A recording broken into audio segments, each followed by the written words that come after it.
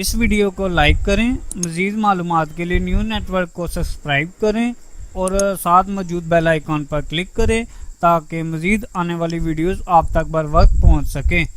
بسم اللہ الرحمن الرحیم، السلام علیکم۔ نیوز نیٹ ورک کی ایک اور نئی ویڈیو میں خوش آمدید۔ دوستو، معاشی مشکلات میں گری ہوئی پاکستان میں آج کل پاکستان کے پہلے فوجی حکمران جنرل محمد ایوب کے دور کو بہت یاد کیا جاتا ہے۔ سابق فوجی حکمران پرویز مشرف کے بعد موجودہ وزیر اعظم عمران خان کئی بار اپنے انٹرویوز میں ایوب دور میں ہونے والی اقتصادی ترقی کی تعریف کرتے ہوئے کہہ چکے ہیں کہ اگر ایوب خان کے دور میں شروع ہونے والا ترقی کا سفر جاری رہتا تو آج پاکستان ترقی یافتہ ممالک میں نمایاں مقام حاصل کر چکا ہوتا۔ ہم نے ایوب خان کے دور کو جاننے کے لیے معاشی ماہرین سے کچھ سوالوں کے جواب مانگے۔ دوستو، پہلا سوال یہ کہ کیا ایوب خان کا دور اقتصادی طور پر پاکستان کا سنہری دور تھا؟ ایوب خان کے دور ایک لحاظ سے اچھا تھا کہ اس دور میں بہت تیزی سے اور بڑے پیمانے پر معاشی اثاثے بنے جس سے پیداوار میں بہت اضافہ ہوا، لیکن ترقی کرنے کے اس ماڈل نے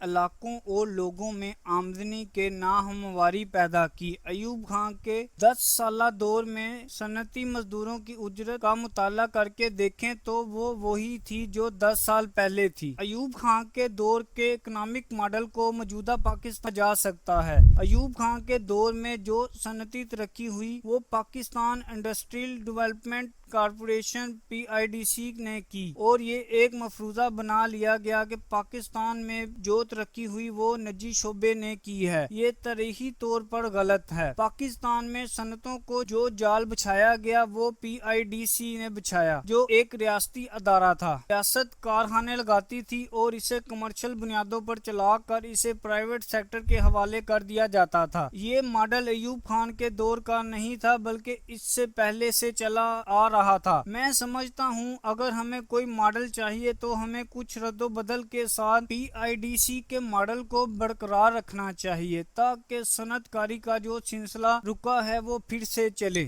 دوستو، ایوب دور کو مستقبل کے لیے ایک مثال کے طور پر پیش کیا جانا درست ہے۔ پاکستان کی تاریخ میں دو دور ایسے آئے ہیں جب بہت تیزی سے اثاثے بنے ہیں۔ ایک ایوب خان کا دور تھا اور دوسرا ذوالفقار علی بھٹو کا تھا۔ ذوالفقار علی بھٹو کے دور میں سرکاری شعبے میں صنعتی ادارے بنائے گئے۔ اگر ایوب خان کے ماڈل کے ساتھ ناہمواری بھی آنی ہے تو یہ ماڈل نہ ہی آئے تو اچھا ہے۔ دوستو، کیا ایوب خان کا دور اقتصادی طور پر پاکستان کا سنہری دور تھا؟ آئیں آپ کو بتاتے ہیں۔ ایک بات تو واضح ہوتی ہے کہ پاکستان کے چند حصوں میں ترقی ہوئی، اس کے اعداد و شمار بھی موجود ہیں، لیکن جو علاقائی ناہمواری تھی وہ بہت بڑی تھی۔ لیکن جب آپ مرکزیت کے فلسفے پر آگے بڑھتے ہیں تو وہ چند علاقے جو مرکز کے قریب ہوتے ہیں یا جن کی مرکز میں نمائندگی زیادہ ہوتی ہے وہاں ترقی تو بڑھتی ہے، لیکن محروم خطہ اس سے بہت زیادہ دور ہو جاتے ہیں۔ اسی دور میں بہت سارے صوبائی معاملات اٹھے اور جو اتنے بڑے کہ ملک کے دو ٹکڑے ہو گئے۔ میرے خیال میں مرکزیت کے اصول پر عمل کرتے ہوئے ایک خاص حد تک ترقی کرنا ممکن ہے، لیکن پاکستان جیسے ایک وفاقی ملک میں مرکزیت کی سوچ مسائل کا سبب بن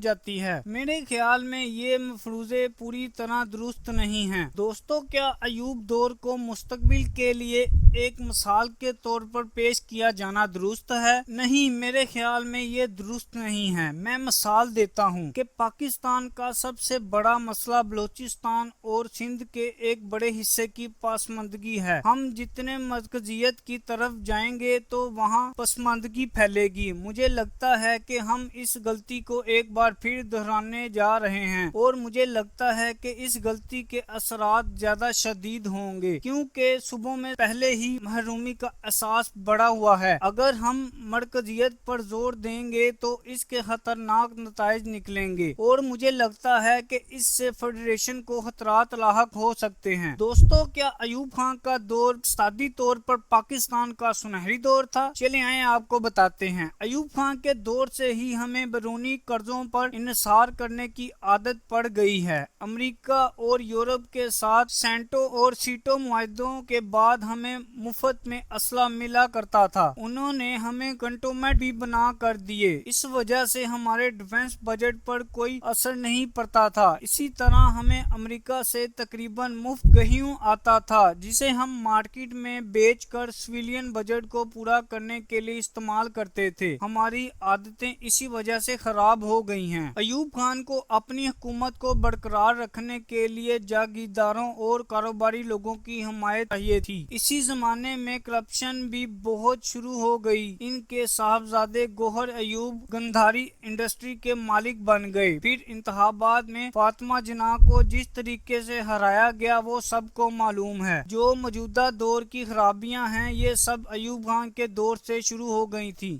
مشرقی اور مغربی پاکستان میں غلط فہمیاں پیدا ہوئیں۔ ہم ان کا % بھی کر مغربی پاکستان پر خرچ کرتے تھے جس کی وجہ مشرقی پاکستان میں غلط فہمیاں پیدا ہوئیں اور پھر ان کے مطالبے بھی بڑھتے چلے گئے۔ پاکستان سے علیحدگی کے جراثیم ایوب خان کے دور میں ہی پیدا ہوئے تھے۔ PIDC صنعتیں قائم کر کے اپنے دوستوں میں اونے پونے داموں میں فروخت کر دیتی تھی جس سے پورے ملک کی دولت 22 خاندانوں کے ہاتھ میں جمع ہو گئی۔ دوستو، کیا ایوب خان کے ماڈل کو اب بھی اپنایا جا سکتا ہے؟ نہیں، ہرگز نہیں۔ ساری دنیا میں اسی ماڈل پر ہی تو تنقید ہو رہی ہے۔ ابھی حال ہی تھامس پکٹی نے اپنی کتاب کیپٹل میں سرمایہ داری نظام کا ایک 16 سالہ اعداد و شمار کا جائزہ لے کر ایک نتیجہ اخذ کیا ہے کہ اس دنیا میں معاشی ناموری بڑھی ہے اور دنیا کی 70-80% دولت صرف 62 لوگوں کے ہاتھ میں ہے۔ دوسری جنگ عظیم کے بعد درمیانی طبقے کو جو فائدہ ہوا تھا ٹیچر اور رونالڈو ریگن کے دور میں ختم ہو گیا۔ وہ تمام کام جو پہلے ریاست کی ذمہ داری ہوتی تھی وہ پرائیویٹ سیکٹر کو دے دیے گئے۔ اتنی دولت چند ہاتھوں میں مرکوز ہونے کے بعد دولت مندوں نے بڑی بڑی سیاسی جماعتوں کو خرید لیا ہے۔ دوستو، نیوز نیٹ ورک کو سبسکرائب کرنا مت بھولیں۔ اس ویڈیو کو لائک کریں، شیئر کریں اور کمنٹ سیکشن میں اپنی قیمتی رائے کا اظہار ضرور کریں۔ شکریہ۔